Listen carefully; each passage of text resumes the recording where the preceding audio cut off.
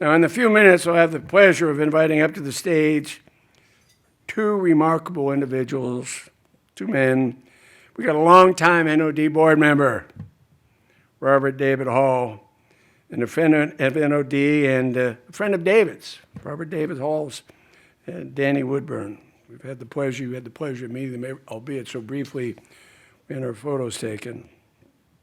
For most of us, David and Danny already feel like old friends because we've invited them into our living rooms for years and years. The Emmy Awards for Excellence in Television were held just last week, and they remind us how much we connect with actors who so wonderfully take words on a page and create complex and interesting characters, whether in a drama or comedic role.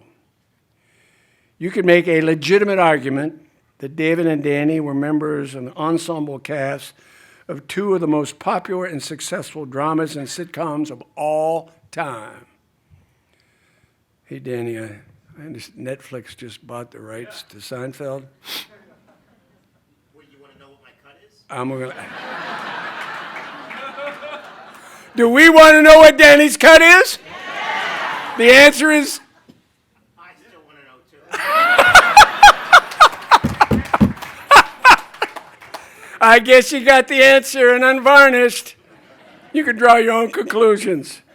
That'd be a good payday. Probably Jerry got some, I don't know. Both David and Danny have appeared on many shows, but we probably know them best as the coroner, Dr. Albert Robbins on CSI, Crime Scene Investigation. Hey, Doc.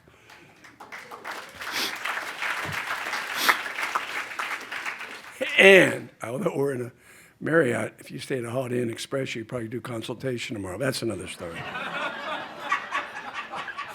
Governor, and free autopsy. there it is. And his Kramer's hysterical and volatile, yet volatile friend, Mickey. Hey, Mickey Abbott, huh?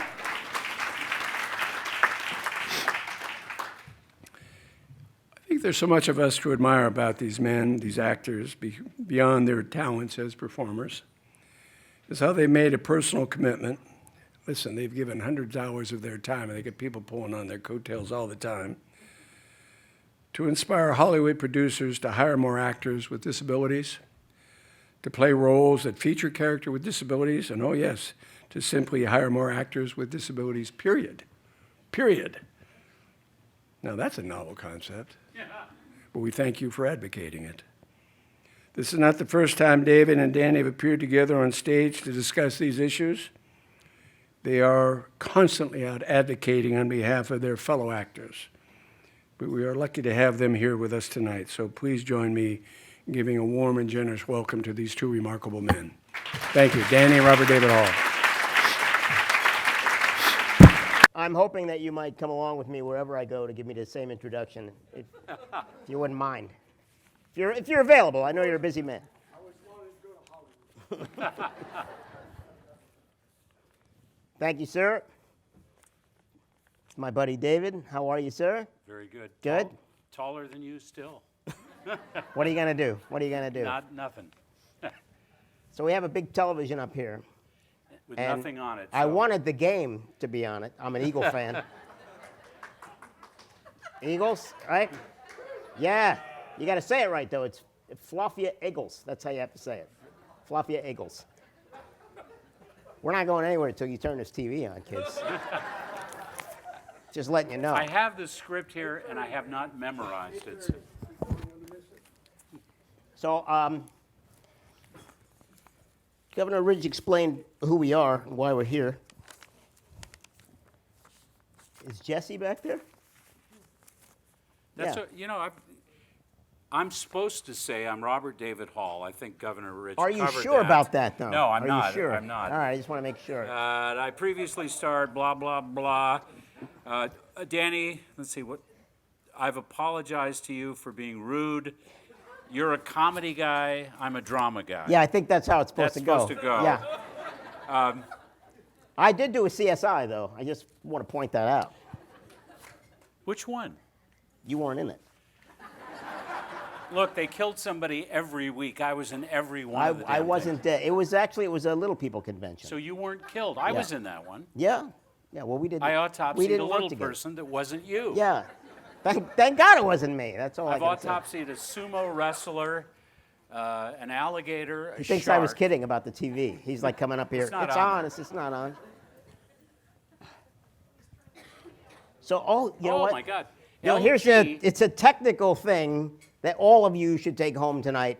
There's a little thing called an on and off button. If you can remember that one little thing, technical geniuses, all of you. I always love speakers who go, but I'm not going to rely on my speech anymore. I have a teleprompter. Thank you.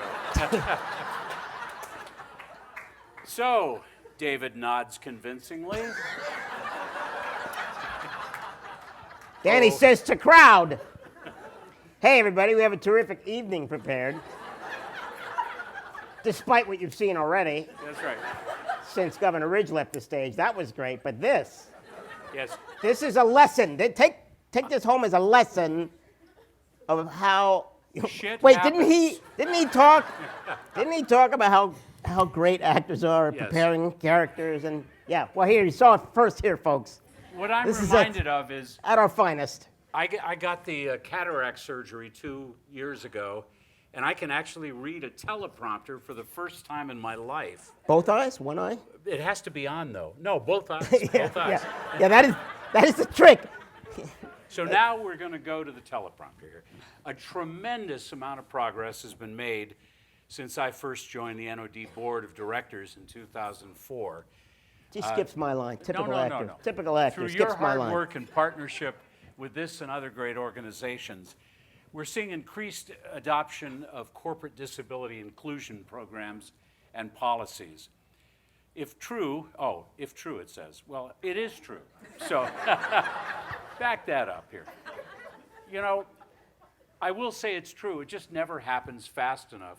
And I'm an impatient Irishman, and that's too much to share, I'm Wait, sure. you're impatient? Yes. You're impatient. I don't believe that you're impatient. I 'Cause am. we stood in that line and took photos, and Dave had to introduce himself to every single person that came up there, and then have a conversation for like 15 minutes with every person that was up The there. thing you have to realize is that everybody You're is folksy. important. You're folksy. I'm folksy. That's what it is. No, folksy is Those the of you guy that know who, Dave, he's folksy. Would you say he's folksy folksy, is the guy Carol? with He's Motel folksy. 6 Yeah.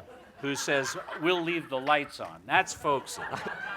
I hate to tell you, but I see you in that role. Well, all of my friends tell me I'll end up like Wilford Brimley selling medical supplies to seniors. So this is so much better. At least there's some young people here, or younger. Younger, yes. Please qualify that. I've forgotten why we're up here now. Oh, yeah, we're here with the National Organization on Disability. Hi, guys. So I would like to add this to David's speech. Culturally, we're also starting to move the needle. The language we hear around disability is different, more positive and more respectful, more inclusive and talent-oriented, and not deficit-focused. Yeah, when we started, Danny and I started around the same time. No, you were long before Long me, before man. you. Okay. Way years. Whatever you want What to year? believe. What year? What year? Did I start? Yeah. 1979. Okay. Yeah. So I was 15. I had no idea. Yeah. Wow. That is like a twisted compliment in a way, right? Right. My first audition was there were about 200 people with every kind of disability you could imagine. Some producer had been told that it was the year of the disabled person. So some genius in Hollywood said, well, let's get one of those disabled people on our show. So it was like being at Lourdes. There was somebody with every disability. There, no actors, just disabled people. And somebody sent me to this thing because I had a disability. I was on the radio at the time. And I ended up being one of the 5 people who got called back. And I thought, God, maybe I'm an actor. And of course I wasn't. No, you're not. No. But I had the good sense to take acting lessons for 12 years with a wonderful teacher. And I ended up still being called in for all roles that involved being disabled.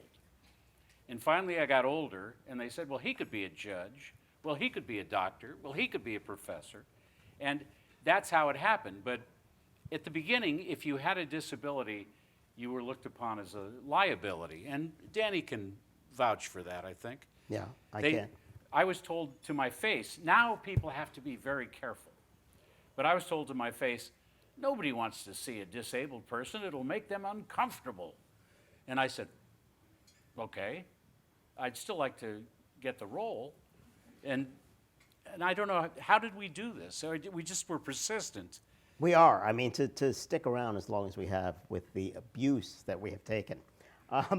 No, in all seriousness, when I first came, you know, I felt like I was a big fish in a small pond, as they say, when I was going through college and I was doing theater, and I thought, you know, I'm an actor. I don't need any of this other, you know, derogatory. You studied in college, yeah. Surprisingly, yes, Yeah. I did.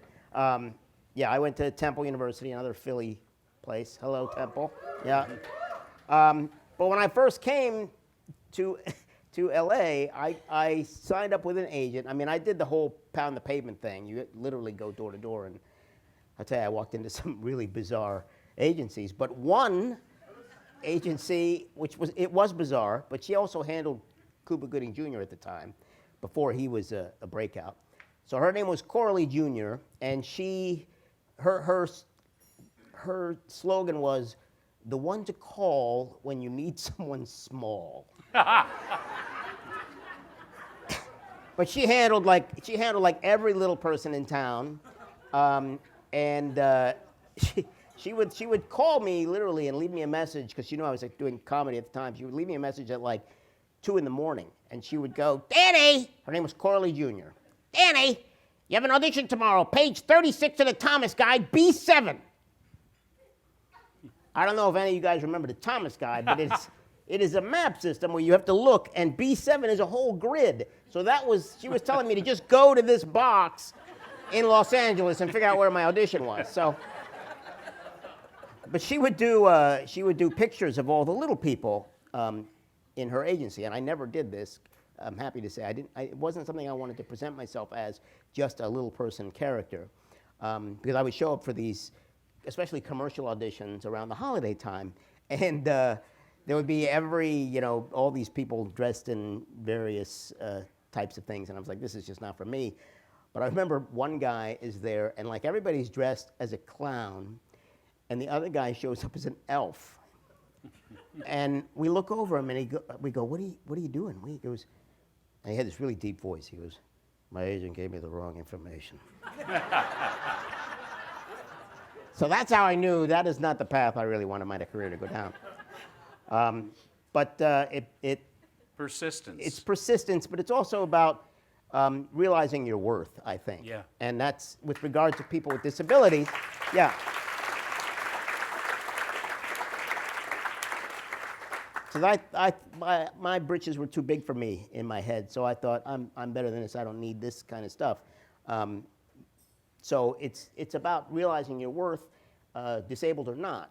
I think some people, even if they're able-bodied, might not necessarily realize their worth.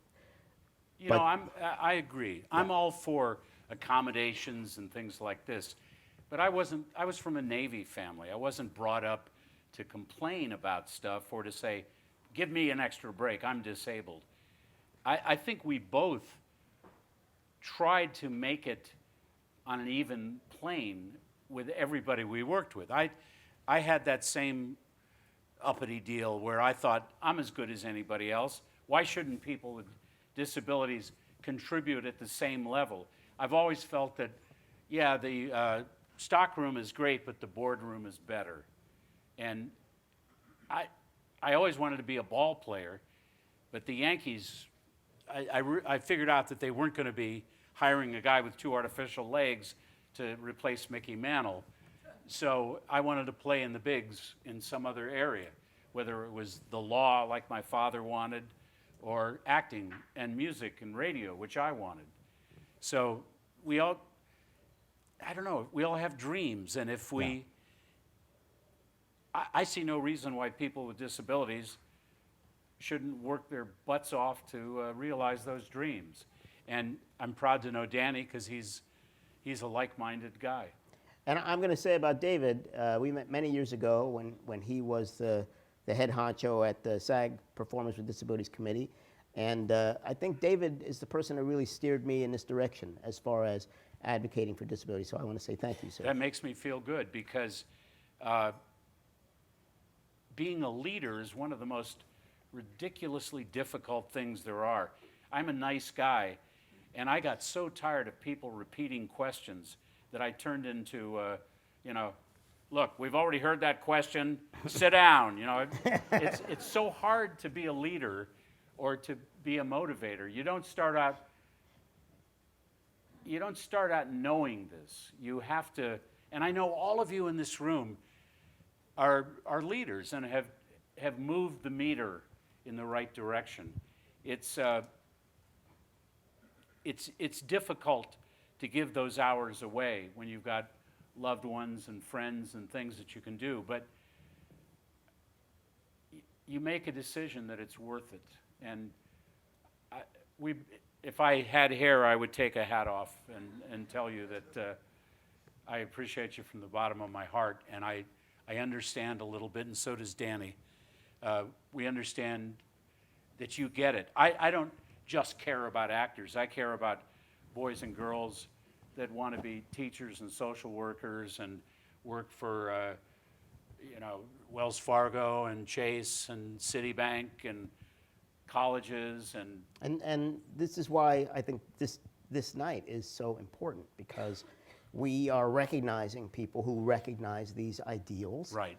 And we are rewarding these people, the NOD is rewarding these people for understanding that people with disability do have something to offer. They have the dreams and they can achieve those dreams, just given the opportunity. These are worth about $1.94, but no, But that may be true, but It's worth a lot more than what they that. represent symbolically is far greater than just the glass and the. keep them by your bedside and you're safe. It's got a very, very sharp point on them. So, we have not said a word that's on this teleprompter. I'm so glad you turned it on, though, because it made us feel so much better about what we were doing up here. Have we talked enough? I don't know. Carol, is there anything else we need to say? What do we need to say? We're incredibly... Oh, so now the moment we've been waiting for. Here we go. Dinner is served. Yeah. Thank you. Well done.